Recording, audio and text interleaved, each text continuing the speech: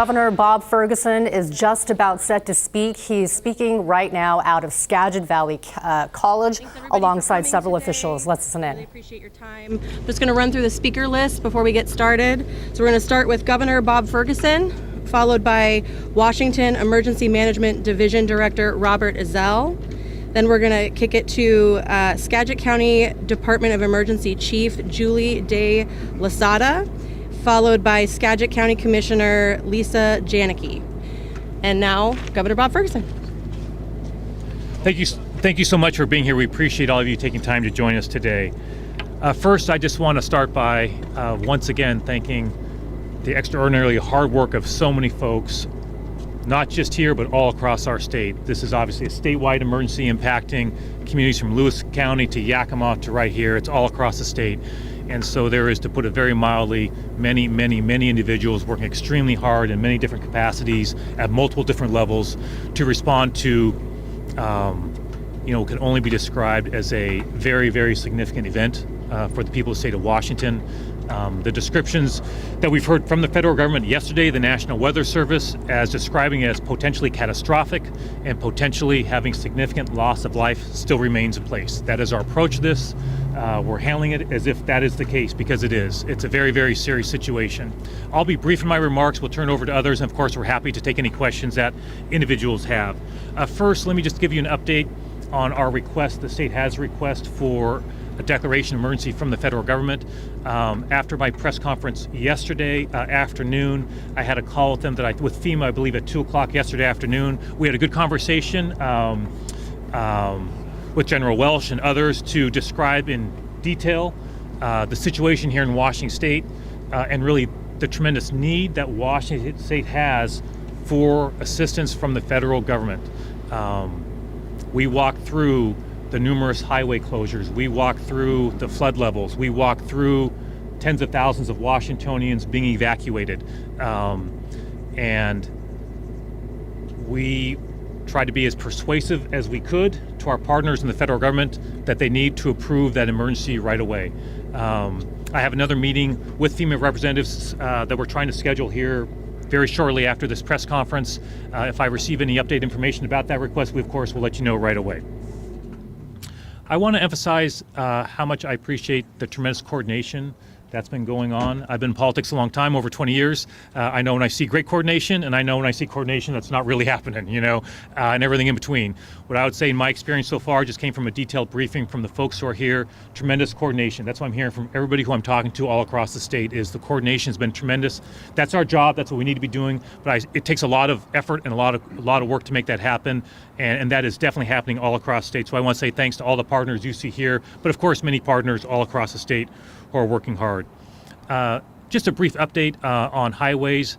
The number of highways, significant highways that have closed since last night has doubled. We're now at 30 or 31 highways across our region that have closed, including here in Skagit County, SR 20 and SR 530, those due to flooding. So it's a major impact, obviously, to our state in many ways. I just highlight that as one example of the evolving situation we're facing, where literally overnight we doubled the number of highways, major highways, that have closed. The situation is, the word that was used by in the briefing earlier is unpredictable. And that's what we want to communicate to Washingtonians. This situation is extremely unpredictable. We're using the best information we can to provide guidance to the people of the state, but it is unpredictable. And I just want to emphasize that if you have instructions to evacuate from your local authorities, please evacuate. Your life is extremely important to us. We're trying to do everything we possibly can to communicate the gravity of the situation, the people of the state of Washington.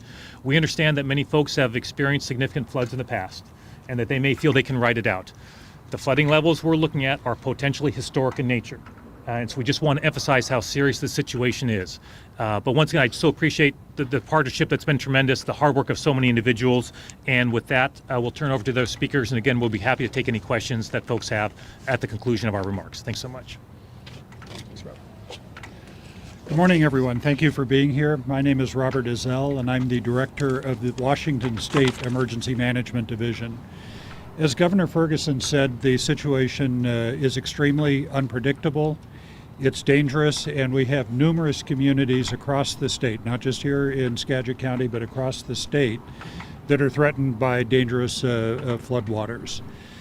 So what has been happening is we're experiencing back-to-back atmospheric rivers with very, very significant rainfall that essentially caused rivers to rise a couple of days ago. And they dropped a little bit, and then we're now experiencing the crest from the second atmospheric river that came through. So up the Skagit River, we saw high water mark hitting concrete earlier this morning. Yesterday, all indicators that we had was it was going to greatly exceed record flood levels by a number of feet. What we have seen in actuality is it came through right at about the record flood level. That doesn't mean to say that we're out of the woods. We're not. Because as the waters come down here, they're still going to be gaining strength, and as they hit the Burlington, Mount Vernon area, we're still expecting to see about 2 feet higher than record flood level. It's going to be most likely worse than you experienced back in 2021. A lot of work has been done on the levees. We haven't tested those yet, so this system coming through will test the work that was done on the levees. And as that water comes down, it's going to be reaching right up to the top of the levees. So again, the situation is unpredictable. It's dangerous. We don't know what exactly will happen when those floodwaters come through. In other counties, we're seeing major flooding impacts. Lewis County, Highway 12 is still closed. Randall is still cut off. Just prior to this briefing, we got word that there's some significant burn scar runoff over in this town of Stehekin with some damages. Yakima is seeing damages. It's really pretty much across both sides of the Cascades and up and down western Washington. Governor Ferguson talked about the road closures. We don't really have word on when roads are going to open back up. It's going to take time for floodwaters to recede. Damage then has to be assessed. In many cases, repairs are going to have to be done. So please, we encourage everyone to be patient. It's going to take time to bring everything back. So with that, I just want to conclude by emphasizing, please follow the instructions of local first responders. Stay out of high waters, especially stay out of moving water. Do what you need to do to keep yourself safe. And so with that, I'd like to wrap up and turn it over to Julie De La Sota. Thank you very much, Robert. Good afternoon. I'm Julie De La Sota, Chief of Emergency Management for Skagit County. First of all, I really want to thank all of our tribal, state, local, federal partners with the Army Corps. We cannot get through things like this without a partnership, without a system, and without intense manpower to get through these really critical, complex incidents. I feel very confident in the team that we have, our incident management team, and the support that we have from the state, that we are going to manage this incident.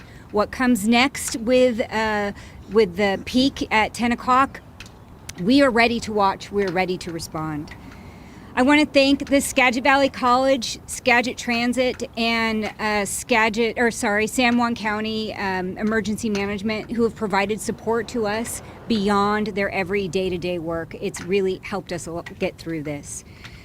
I really want to encourage people that if the community has questions or needs, to please reach out to our help desk. We have a phone line that's been set up.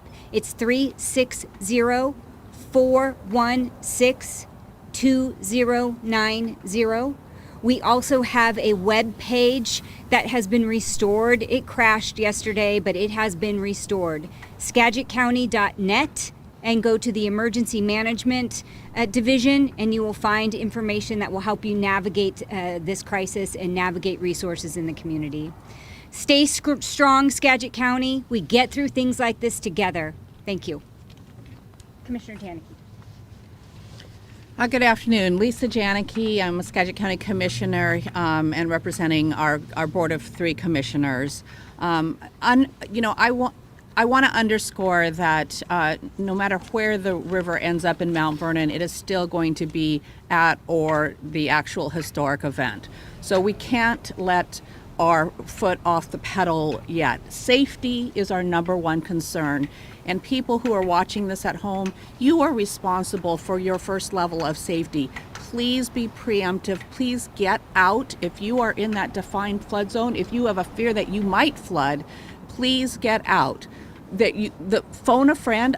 My daughter is housing 3 other families at her place, including one in an RV, just to get them off of the 100-year floodplain. But there are also shelters set up. The same site that Julie just listed for us has resources where you can get to a shelter. Your personal safety is the most important part now. We are in these last few hours before the river is going to crest in Mount Vernon. It was mentioned, but I want to say it again, because up here sometimes it's a gaming thing of, can I drive through the water? How deep can I go? We've watched it on newscasts of Teslas driving through water. Please don't do that. Don't do that.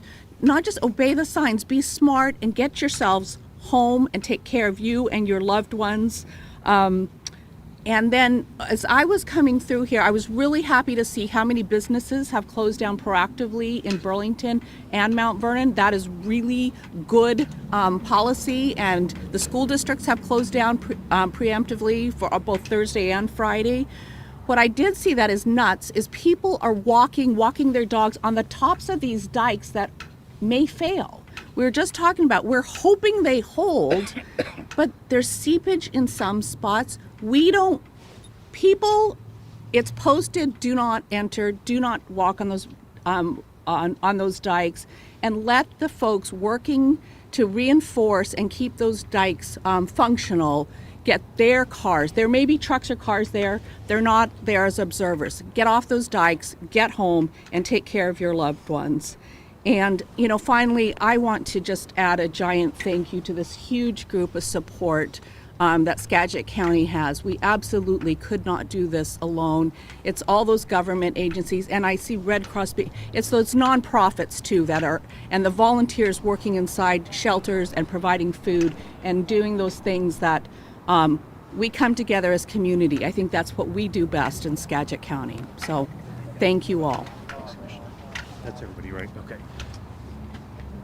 So just the last thing I'll add, and we'll take your questions, is a lot of folks here are working hard to respond to the situation, but I've talked to a couple folks who they're doing that work, plus mentioning that late at night or early morning, going to their homes to deal with their home situation. So not only are they helping the larger community, but also have to do that while taking care of a difficult situation quite personally. So I want to say a very special thank you to those folks who are looking out for the broader community while also having to take care of very personal situations as well. With that, we'll do our best to answer any questions that you have. Yeah. Yes, could anybody provide some clarity to the word overnight that there's a potential risk of a levee or dike failure near Cedral Village or outside Cedral Village? Anybody can provide that information? Haven't heard specifics. Go for it. So we do know that in 2021, when we had the floods, that our dike and drainage systems had some impact. And there's been repairs from the Army Corps since that time. This flood is the next event that will be testing the security of the dikes. So we don't know yet until the water starts rising more and pushing against that dike system more. We do know that there's potential vulnerabilities where those repairs were made since 2021. Specifically about the River Bend area of Mount Vernon, that dike around there. Any concerns specifically about that area? Again, the dike districts can better answer specific areas. All of the areas where we saw concerns in 2021 are areas that we have our eyes on again right now. Any way to say how many National Guard members are deployed right now in Skagit County? I understand that there's about a dozen going to Conway. In the county, we've got 100 currently staged and 200 on the way. And then they'll be responding wherever they're needed across the county. So that's 300 for Skagit. 300 total. Governor, could you speak to, are you tracking how many emergency evacuations have happened? Have there been any reported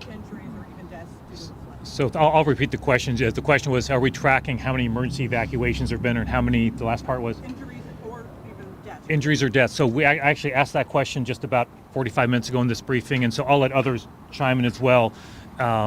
In the briefing that I heard, there's not been reported deaths. There are, of course, some evacuations that are going on. I'll let others speak to that.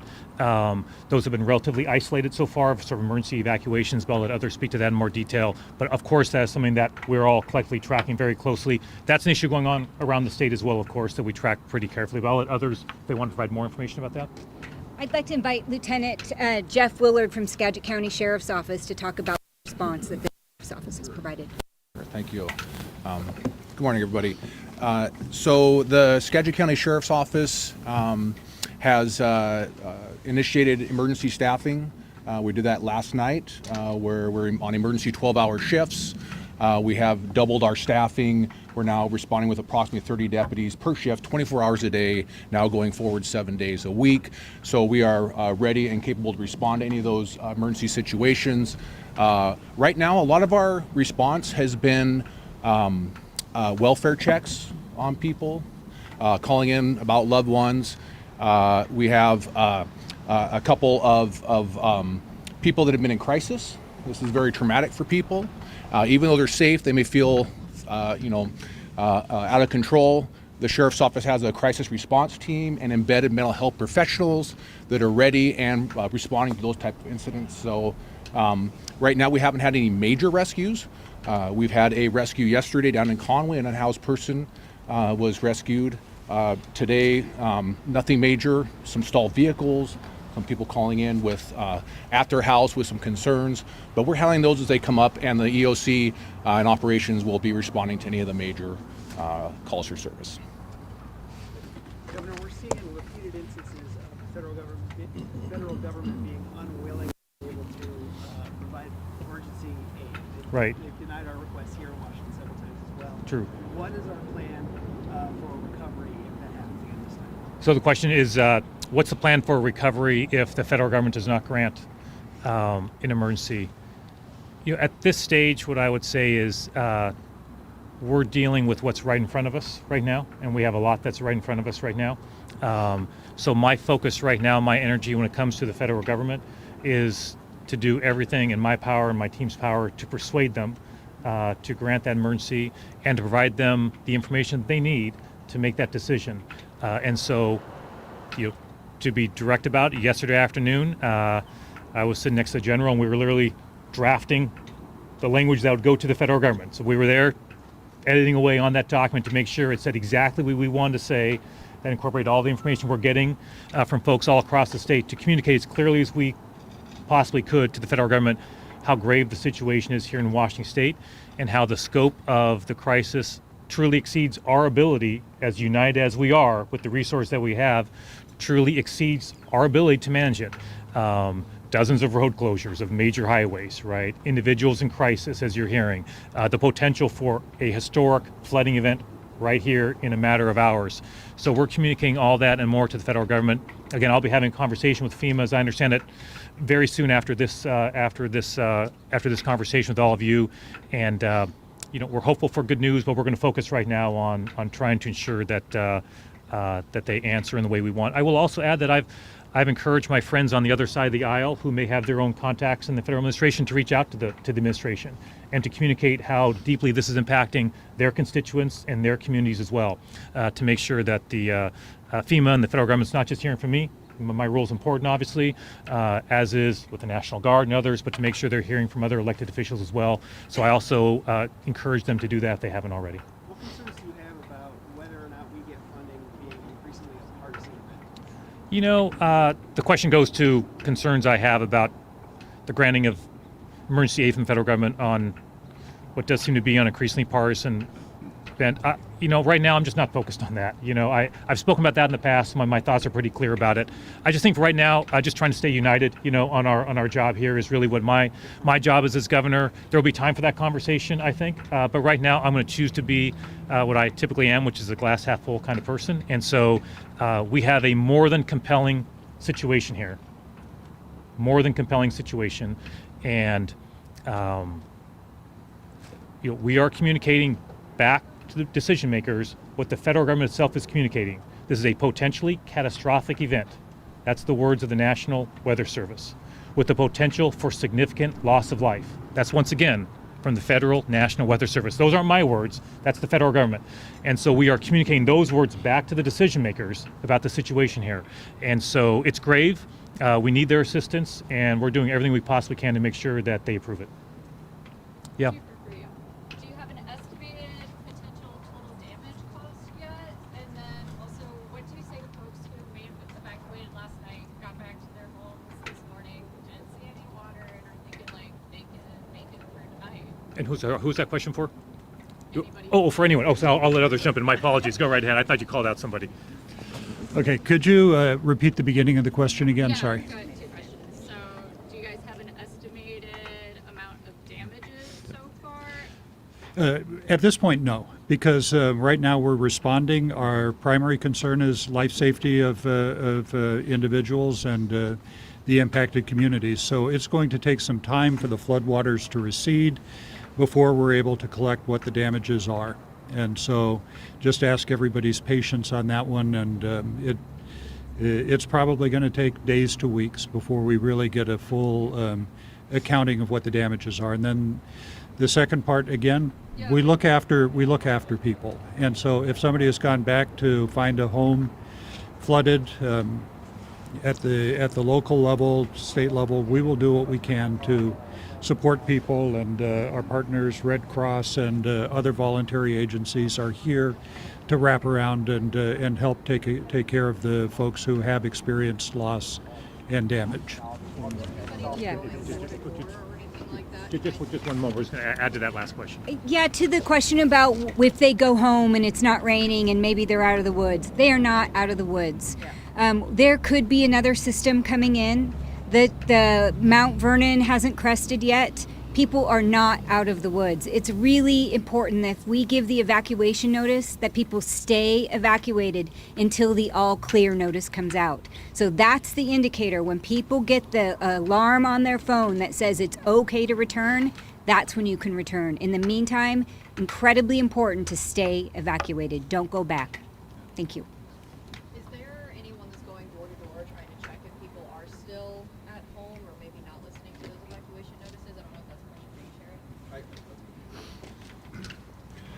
So we are currently not going door to door checking on people, but we are doing patrols in the area.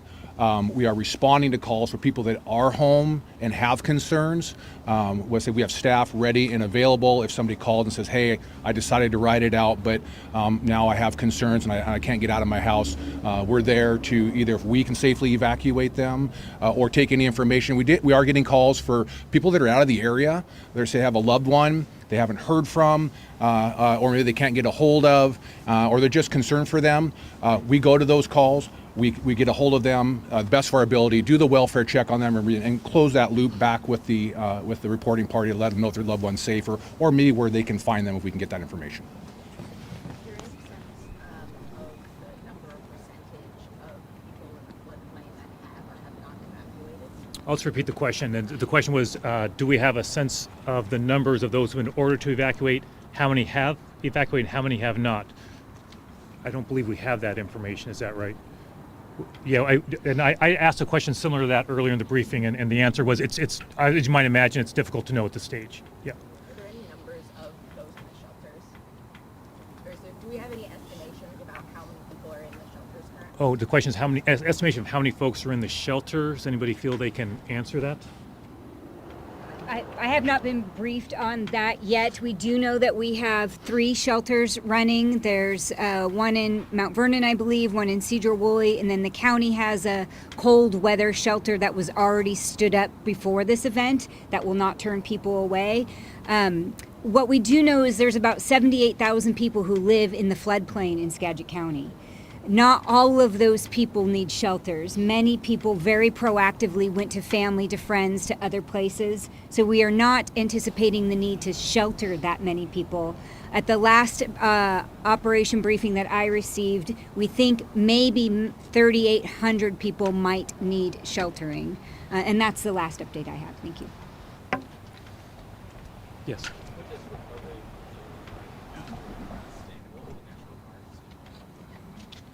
want to speak to the National Guard. Do you mind repeating the question, if that's all right? Okay, the question was, what does recovery look like after an event like this, and what's the role of the National Guard in recovery?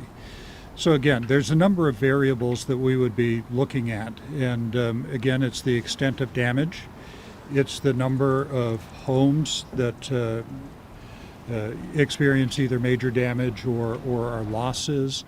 It's looking at the insurance level, because generally insurance is the primary recovery tool, and so then the programs that follow are generally to help those who are either uninsured or underinsured, and that's either at the federal or the state level, the programs that we do have. And then as we move from the immediate taking care of individuals and families that have experienced loss, helping them through the immediate aftermath, then we kick into long-term recovery. And what that will generally look like is facilitating the communities being able to stand up a long-term recovery group, bringing all different forms of aid. Our voluntary groups will all be in there, and Red Cross, Adventists, many others that will look at bringing in, coming together, supporting the community, in many cases helping rebuild homes, restore services, and then long-term recovery is a multi-year process. It's not something that's going to happen in just a couple of months, and so we will be there as a partnership with the county and with the communities for years as we work through this process to get them back on their feet again, to restore and build back to hopefully a better state than it was before the disaster impact. And I know that's a one over the world answer, but that's about how it works. Any other questions we have? Yeah, Chris. Numbers to clarify, you said 300 guardsmen in Skagit County. What about statewide right now?